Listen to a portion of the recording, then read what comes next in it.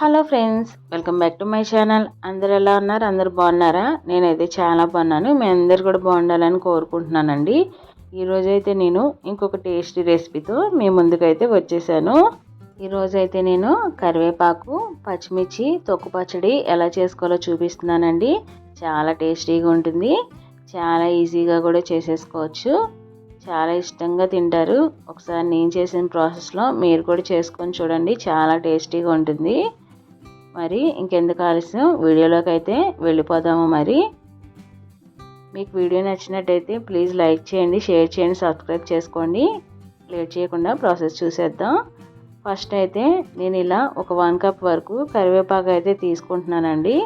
ఈ కరివేపాకుని క్లీన్ చేసేసుకొని మనం ఫ్యాన్ కింద అలా ఆరబెట్టుకోవాలండి. తడిగా ఉంటే మనకి స్టోర్ చేసుకోవడానికి అయితే ఉండదు మనకి కరివేపాకు తొక్కు పచ్చడి. అందుకనే క్లీన్ చేసేసుకొని ఫ్యాన్ కింద ఆరబెట్టుకోండి, వాటర్ లేకుండా. చూసారు కదా, నేను ఇలా ఒక 1 కప్ అయితే కరివేపాకు తీసుకున్నాను.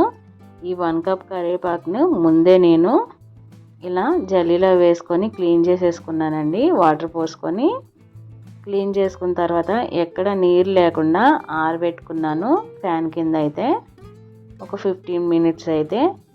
చూసారు కదా, ఇలా మొత్తం ఆరిపోయిన తర్వాత ఇప్పుడు నేను చూపిస్తున్నాను. చూడండి, ఇలా అయితే పొడి పొడిలాడుతూ ఉండాలి, ఎక్కడ వాటర్ కూడా లేకుండా. ఇది నేను ముందే ఇలా ఆరబెట్టి పెట్టుకున్నానండి. ఇలా ఎక్కడ తడి లేకుండా ఇలా పొడి పొడిలాడుతూ ఉంటే దీన్ని మనం స్టోర్ చేసుకోవచ్చండి, పాడవదు. మనకి వాటర్ ఉంటే కనుక పాడైపోతుంది.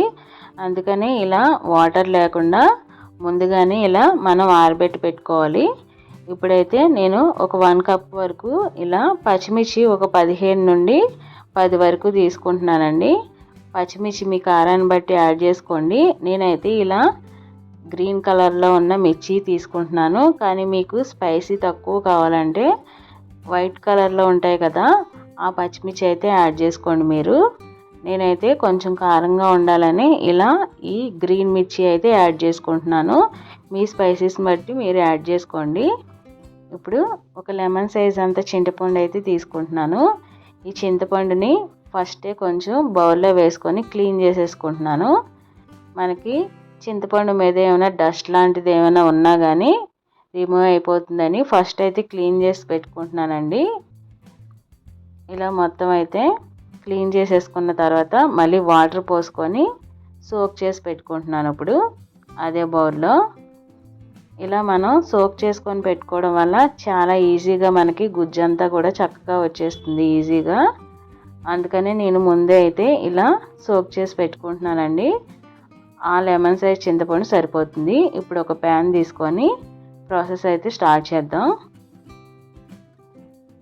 ఒక ప్యాన్ తీసుకొని కొంచెం హీట్ అయిన తర్వాత ఒక 1 స్పూన్ వరకు శనగపప్పు, 1 స్పూన్ వరకు మినపప్పు, తర్వాత 1 స్పూన్ ఆవాలు, తర్వాత ఒక 1/2 టీ స్పూన్ వరకు మిరియాలు, తర్వాత ఒక 1 స్పూన్ వరకు ధనియాలు, ఒక 1 స్పూన్ వరకు జీరా, తర్వాత ఒక 1/2 స్పూన్ ఏమో మెంతులు. ఇవన్నీ కూడా లో ఫ్లేమ్లోనే ఫ్రై చేసుకోవాలండి.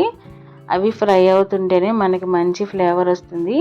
ఆ ఫ్లేవర్ వచ్చేంత వరకు మనకి లో ఫ్లేమ్లోనే ఇలా ఫ్రై చేసుకోవాలి. జనరల్గానే మనకి స్పైసెస్ వేసినప్పుడు మంచి ఫ్లేవర్ అయితే వస్తుంది కదా, అలా ఈ ధనియాలు, జీలకర్ర, మనకి మెంతులు, మిరియాలు వేసాం కాబట్టి మంచి ఫ్లేవర్ అయితే వస్తుందండి. ఇవన్నీ కూడా లో ఫ్లేమ్లోనే ఫ్రై చేసుకుంటున్నాను నేను. మంచి స్మెల్ అయితే వస్తుందండి. చక్కగా ఫ్రై అయిపోయింది.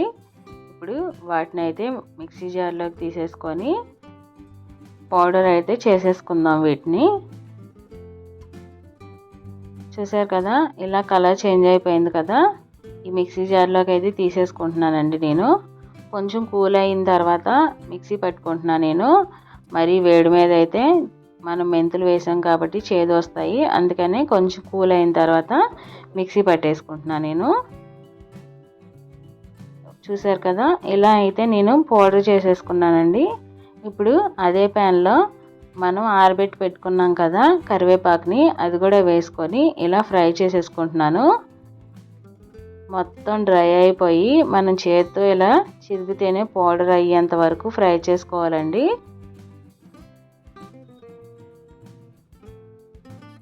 ఇలా ఫ్రై చేస్తుంటేనే మనకి దానిలో ఉన్న వాటర్ కంటెంట్ అంతా బయటకు వస్తుందండి. చూడండి, ఇలా అయితే నేను ఫ్రై చేసుకున్నాను.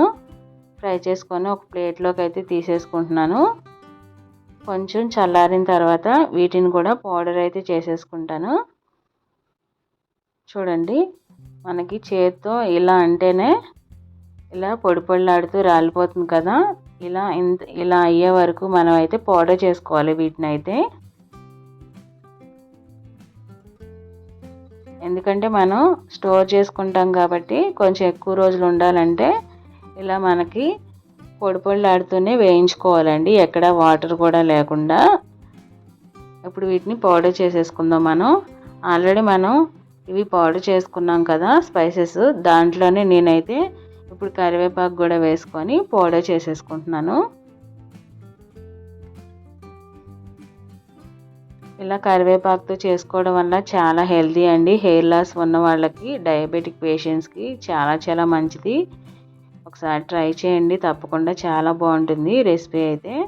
ఇప్పుడు ఒక ప్యాన్ తీసుకొని ఒక 2 స్పూన్స్ వరకు ఆయిల్ వేసుకొని వెల్లుల్లిపాయలు వేసుకుంటున్నాను. వెల్లుల్లిపాయలు నేను ఎక్కువే వేసుకుంటున్నానండి. మా చిన్నబాబు చాలా బాగా తింటాడు, అందుకని కొంచెం ఆవాలు, జీలకర్ర, తర్వాత శనగపప్పు, మినపప్పు, తర్వాత ఎండుమిర్చి, తర్వాత ఒక 1 వరకు ఆనియన్ అయితే ఇలా చిన్న ముక్కలుగా కట్ చేసి వేసుకుంటున్నాను. ఆనియన్ ముక్కలు ఇలా కొంచెం ముక్కలుగా కట్ చేసి వేసుకున్న తర్వాత వెంటనే సాల్ట్ వేసేసుకోండి. వేసుకుంటేనే మనకి తొందరగా మగ్గిపోతాయి ఆనియన్ ముక్కలు. ఇప్పుడు కొంచెం కరివేపాకు కూడా వేసుకొని ఇలా లో ఫ్లేమ్లోనే ఫ్రై చేసేసుకుంటున్నాను. ఇప్పుడు మనం తీసుకున్న మిర్చి ఉంది కదా, ఆ మిర్చిని ఇలా మధ్యలోకి ఘాట్లు పెట్టుకొని ఆ మిర్చి కూడా వేసుకుంటున్నానండి. ఇలా ఘాట్లు పెట్టుకోవడం వల్ల మనకి మధ్య వరకు చక్కగా అన్ని స్పైసెస్ అయితే లోపలికి వెళ్ళి పచ్చిమిర్చి కూడా చాలా బాగా ఉడుకుతుంది. తినడానికి కూడా చాలా టేస్టీగా ఉంటుంది. కొంచెం సేపు ఒక 5 మినిట్స్ వరకు అయితే ఇలా మిర్చి కొంచెం కలర్ చేంజ్ అయ్యే వరకు ఫ్రై చేసేసుకోవాలండి. ఇలా కలర్ చేంజ్ అయిన తర్వాత ఇప్పుడు చింతపండు పేస్ట్ ఉంది కదా, ఆ చింతపండు పేస్ట్ కూడా వేసుకొని ఇలా అయితే వేసేసుకుందాం. ఈ చింతపండు పేస్ట్ని ఒక 10 నిమిషాల పాటు కుక్ అవనివ్వాలండి. అలా కుక్ అయితే మనకి ఆ పచ్చిమిర్చి కూడా ఉడికి పచ్చిమిర్చిలో ఉన్న ఫ్లేవర్ అంతా మనకి రసంలోకి దిగి మిర్చి కూడా ఘాటు ఉండదు ఇలా వేసుకోవడం వల్ల.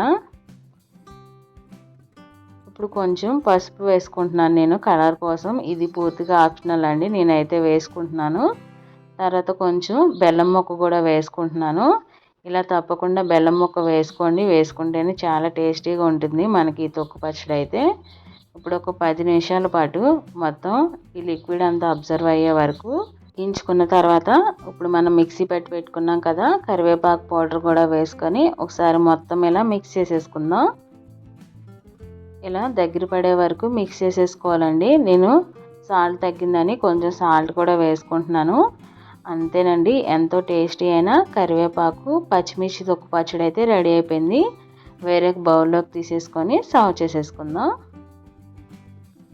చూసారు కదా, మంచి గ్రీన్ కలర్తో చాలా టేస్టీగా ఎంతో బాగుంది కదా. ఇప్పుడు వేడివేడి అన్నంలో వేసుకొని సర్వ్ చేసేసుకుందాం.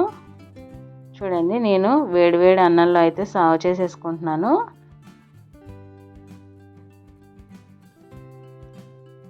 ఇలా వేడివేడి అన్నంలోనే సర్వ్ చేసుకోండి, నెయ్యి వేసుకొని చాలా టేస్టీగా ఉంటుంది. మా పిల్లలైతే ఆ రోజు నేను కర్రీ వండినా కానీ దీంతోనే మొత్తం అంతా తిన్నారు. అన్నం అయితే అంత టేస్టీగా ఉంది. వాళ్ళు స్కూల్ నుండి వచ్చే టయానికి అయితే నేను చేస్తూ ఉన్నానండి ఇది. వాళ్ళు నేను వచ్చేసరికి ఏం చేస్తున్నావు అని ముందు నా దగ్గరికే వచ్చేసారు. చూడండి, ఇలా వేడివేడి అన్నంలో కొంచెం పచ్చిమిర్చి తొక్కు పచ్చడి వేసుకొని నెయ్యి అయితే వేసుకుంటున్నాను నేను. నెయ్యి అయితే ఒక 1 స్పూన్ వేసుకొని, చాలా వేడిగా ఉంది అన్నం అయితే. నేను కలుపుతున్నప్పుడు మా పిల్లలు వచ్చేసారండి సడన్గా. అప్పుడు మమ్మీ ఏం చేస్తున్నావు, మాకు పెట్టకుండా తినేస్తున్నావు అంటే నాకు నవ్వు వచ్చి నేనైతే నవ్వుకుంటున్నాను. అప్పుడు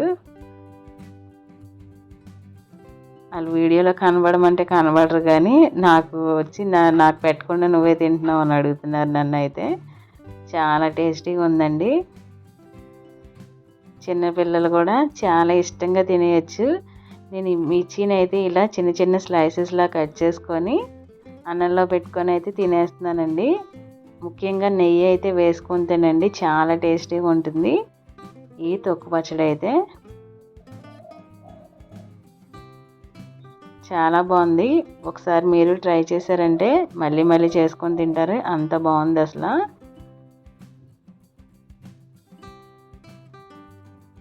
మీ అందరికీ ఈ వీడియో నచ్చినట్టయితే ప్లీజ్ లైక్ చేయండి, షేర్ చేయండి, సబ్స్క్రైబ్ చేసుకోండి.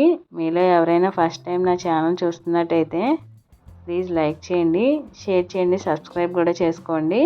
మీరు ఇచ్చే చిన్న లైక్ నా వీడియోకి బూస్ట్ అవుతుంది. వీడియో నచ్చితే ప్లీజ్ సబ్స్క్రైబ్.